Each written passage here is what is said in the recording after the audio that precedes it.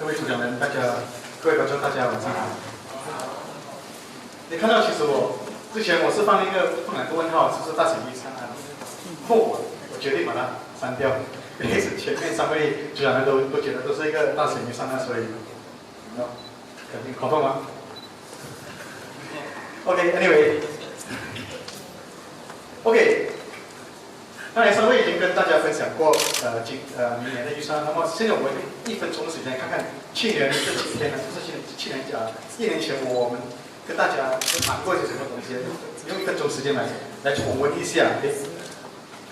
去年我们也看到首相有公布了新的大道史干巴当家，如果在座各位是从那边来的，我不懂工程有没有进行到，我不是从那边来的。然后 Central Mine 这个应该是东海岸，如果是没有记错的话，这是在东海岸。然后我们也看到很多FGV 已经上市了，上市的那个股价表现也不错，不过最近有一些回暖了下来。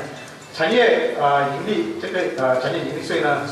去年其实已经能调高了18%，今年呢，刚才几位主讲都有提到，首2年呢已经提高到15%，对。然后我们还看到这个 REITs 常规信托税延长至2016年，这个给国际金融中心现在已经有新的一个名称叫做TRX 就是东南亚exchange， 然后公务员给帮助业 hybrid 给中小企业给没有调高这个要求的，这是去年的。那明年的预算案呢？主要5大宗旨就是包括这几个，这几项你可以在星球里面可以看到。最主要的是投资这个活动，政府活动还有提高人民福利嘛，这是我个人认为第1个、第5是蛮重要一下。OK， 这个图表呢，为什么我把它放出来呢？因为我们每年都在看这个预算案，看了过后，然后第2天就好像就把它忘了，不懂接下来的12个月，政府呢有没有依照他所 set 的预算案来去管理他们的财务？这里我跟大家分享，去年我们跟政府宣布的，然后估计的，然后这是今年的。我们先看，比起去年预算案跟不是真正的，其实估计了，大概年尾呢，政府的财务状况呢将会出现这样的情况。你看总收入有很不错的表现，对吧？增加了200亿，20个 billion， 主要呢是因为那个关税局呢和那个税务局都很努力，或者 IRB 他们的努力下，把政府的收入增加200亿。不过同一时间，我们可以看到营运开销呢也是增加的，其实还超过多过他的收入210亿。那如果政府这税务增加200亿，如果没有把这个营运开销增加，我相信这个数目字呢肯定会低过4.5%。所以这一年政府估计大概有一点改善了，从去年预测4.7%会降低到4.5%。然后在今年的大概应该是4月、5月是在国会呢，政府也提成了一个附加预算案。不过我觉得这个附加预算案其实也不是新鲜的了，每一年都是在国会都是有一些这个附加预算案，就是说去年我提成了这个预算案，觉得钱好像不够用，钱不够用，然后在国会的时候这首相又在，财政部长又在向国会提成另一个附加预算案，我觉得这个并不是很健康的。不过我相信明年我不懂会不会下一次国会会议的时候会不会再有另一个轮的这个附加预算案？对，津贴刚才谢博士有提到津贴呢，其实预算案去年呢是大概33 billion， 不过已经增加42个 billion。我们看了去年，我们看看，现在很多这个数据都刚才3位主讲人都有提到了，就是把其中一些比较重要的跟大家分享。你可以看到OK， 这个也是有提到了，目标是维持3%。津贴在这个数目只是 subsidy， 你可以看到，今年是12.4 billion， 明年呢将会降低到37.6，所以在座各位要有一个心理准备，可能明年呢大选过后呢，政府就会慢慢的withdraw 包括糖或者是面或者是什么津贴都好了，你可以看到这个很明显，或者是应该会是在它选购，然后总收入 OK 这个之前都有谈到了81，从营业开销79到81%和发展开销。这里有一个图我要跟大家分享的是，为什么我把这个图带出来呢？刚才各龙先生有提到，我们是今年是第16个年头有这个赤字，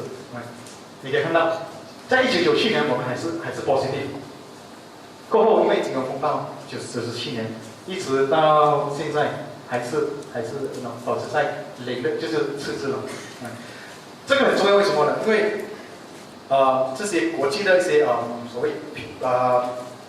评级机构 rating agency 或者是比如说 Fitch、S&P 这些呢都给大马的政府一些警告。那么如果你没有管好你的财务状况呢，我们根本就会把你的目前呢他们的 rating 是我们政府的rating 是 A-。什么是 A- 呢？美国曾经是3个 A， 就好像一个成绩单3个 A， 就去年8月时候被S&P 被降低了1级，变成double A-。不过我们是 A- 应该是第5到第6才会到美国那个水平，所以我们目前水平是 A-。如果我们没有改善我们的赤字或者是我们的国债呢，这2家机构呢都会很不客气的把你 A- 是在 A 的 category 里面是最低的，你在 A 在下面就是 B 了，就是应该是没有机会，应该是 triple B。那时候你会影响到很多，比如说外资还有那些企业他们的借贷成本都会被提高。55%，刚才很多位主讲都有提到55%，我们目前是大概52%，所以非常接近那个水平。其实这55%并不是一个法律里面有提到不会超过55%，其实你是可以，这是一个self-imposed一个水平。如果政府如果它是超过，其实是没有什么问题的，只是说问题来的就是刚才我们提到那个这个评级机构可能会降低我们的那个rating。我就说在法律的定位其实是没有那个55%的，是政府自己效率波是一个50%，所以我们非常接近那个危险的水平。OK， 接下来 OK， 明年将会政府估计大概我们的 GDP 我们经济呢成长率大概会是在4.5到5.5%，今年预测将会在4.5到5%。主要是来自哪一个领域呢？我们可以看到建筑业，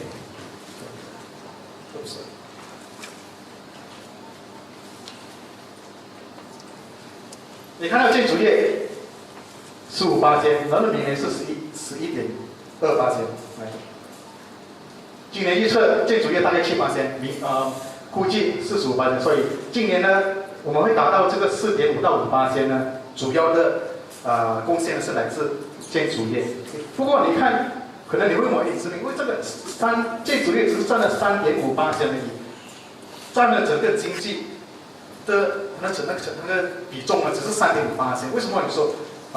会由这个建筑业来带动呢？其实建筑业呢，它有一个叫做multiplier effect， 就是说每一零级你把那个钱丢在建筑业呢，它会带它的回酬呢是大概是1.9零级，所以那一种效应呢是非常的大，所以你不要小看这个3.5%。OK， 主要呢还是，其实我们主要是看到制造业和服务业，这2个加起来都大概是多少？大概80%。这个是我们是以这个领域来划分啊，制造业和服务业。制造业、服务业呢，也4.2、4.9 OK， 也是在那个水平。建筑业还是相对是带动我们的那个经济的一个最大的 contributor。那么如果看从需求那方面呢，国内需求占了90%，大概90%，这个很重要。私人消费，所以难怪我们在这一次看到预算案里面看到很多糖果派钱，这个那个，所以政府希望大家拿到那笔钱呢去消费。不要把钱存在银行里面。所以你看，这消费里面占了整个经济里面51%，拿到钱去消费，去花，买什么都好，拿了500块去，你看那个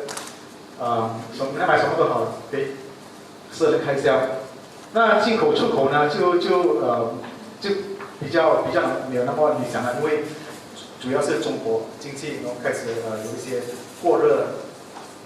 欧洲有问题，美国虽然有点复苏，不过还是不是很理想。所以看到外围领域呢，政府这一次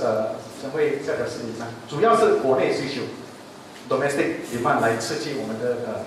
这个经济。OK， 对各领域的影响，相信大家可能想知道，什么股项会在这个预算案里面受惠呢？建筑建材其实没有什么很大的工程宣布，之前。在过去的几个预算都已经宣布了，尤其是在那个EDB 里面经济转型计划都有很多，你可以看到很多的计划。所以在这一次的预算案呢，政府有什么提到什么，只是一个美化发生也不是新的东西了。国际金融中心 CIS 不是新的。在银行资金市场那方面呢，散户投资债券，那在过去在前几天或前几个星期，政府有宣布那个架构，叫鼓励在座各位散户呢，怎么去投资这个散户投资债券。那么你投资的话，你可能会你就会获得这些印花税的优惠。商业信托就是 business trust，business trust 它的专业很像产业信托那个REITs，它的性质很接近那个business trust， 或是鼓励更多公司把他们的那些asset 资产支入进那个信托，然后就有一些免税、免印花税，让市场有更多的一些投资工具来给大家使用。REITs 产业那方面呢，这个是就 Prima 了，我的首间房屋这个产业盈利税，刚才几位主讲人都有提到。这虽然不是很多，因为首2年，其实在首2年的时候都是还是在那个工程还是进行做，所以物质都没有好，通常很少会在这两年里面卖。最主要好像孔立荣先生有提到，最主要是为政府呢带来一些税收、一些盈利。不过市场呢，投资者都对这些很敏感，他们不喜欢对产业有一些不利的消息。虽然它的impact 不大，不过投资人还是不喜欢这一个宣布。我相信产业呢将会有一定的影响产业股、消费这些我不用讲了，大家都非常熟悉。所以消费股呢，其实消费股在过去1年都有不错的表现，有可能也看回呢，有些是超过100%的上涨他们的价钱。相信接下来的12个月，就是因为这些糖果，相信消费股还是会继续的受惠。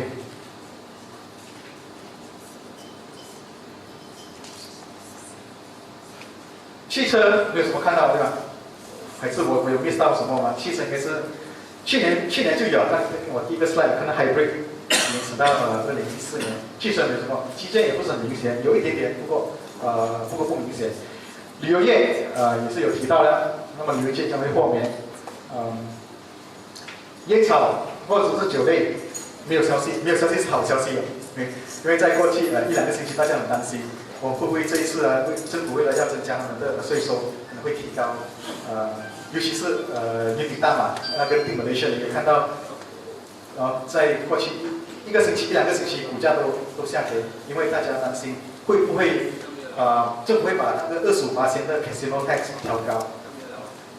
不过在这个我们可以看到是没有了，是我相信下个星期呢，那有点大盘可能会有一些反弹。科技也是没有什么国产业偏面也是没有。那oil and gas 一直以来都是在 EDB 里面那个转型计划里面，政府已经公布了很多这 benefits 那些 incentive， 所以这一次只是提到这个皮件产品豁免税10年。那么在种植那方面呢，政府就鼓励一些种植业者呢，如果他们要扩展他们的业务呢，如果你发出这些债券 Agro Sukuk 呢，就会有一定的那些奖励。对电信股，孔令先生有提到，未必你会受惠，OK， 做个总结呢，我认为呢，这一次的比去年我觉得是非常乐观的。OK， 今年呢，我觉得他们政府的目标财政赤字是可以达到。OK， 那么第二点呢，你相信也是一个预算案。这一次的预算案呢，政府都是针对什么生活成本的问题啦、治安问题啦，你可以看到可能之前没有提到是，比如说雷啦那些如果单个这些都有一些 incentive， 治安问题、房屋、交通这些都包括在我们这一次的预算案里面。受惠的领域，刚才跟大家提到消费、石油、天然气，那么产业将受打击。失望呢，就在瑞士方面了。在瑞士，如果你买瑞士，他们所那些distribute 的dividend 都会被扣10%。那其实新加坡已经是没有征收这一个10%的这个税务，所以市场一直都要求政府把这10%的把它废除，不过没有，是有点失望了。那么近期呢，这是我个人的其实我们 expect 政府会把这个个人所得税调低，就是要调低，我觉得呢，1%不够，因为1%只是占了政府的大概0.4%的总收入而已。如果你把它调低2%的话，所以我简单的算应该是0.8%，所以应该不是很多，所以我这个可能会不会是得寸进尺啊？政府给1%，你降低1%，你要它降低2%，OK， 就是这今天就做一个总结，可以目标可以达到，就是好，看我们看的这个是不需要扣我了看了国政的预算呢，大家有兴趣看明年的预算呢？这个你其实可以在前几天报纸也看到了，或者是用1分钟时间跟大家分享一下。那么他们的预算案呢，是他们的主题就是全民共荣，就是把所有的收入呢分派给在人民的手中，有哪一些什么呢？这就是要改革法令啊，比如说废除官方机密法令啊、出版法令等等，然后废除 Escrow 的垄断，这是他们的预算案。很多小点赤字4.48%，大砍首相署100亿的开销。勒令人是将军主说，这些国政府也是有，国政府也是有。这个是1100人最低的薪金，政府是900对吗？就900，所以他们是1100。那么汽车国产税对这一点呢，其实之前很多这些业者都要求，或者是人民都要求，希望在这个预算呢有宣布一些把汽车这税务呢降低。不过这个我相信应该会是在下一次的国家汽车政策里宣布，我相信应该会是在这个年底之前或者我们叫做 NDP National Automotive Policy， 在这一个国家汽车政策里面呢，将会有带来一些好消息，希望呢。它放个10%， OK， 废除 BDN， 给你们建筑空间，这个累加每年OK， 这是明年的预算案，OK， 谢谢大家时间，谢谢大家。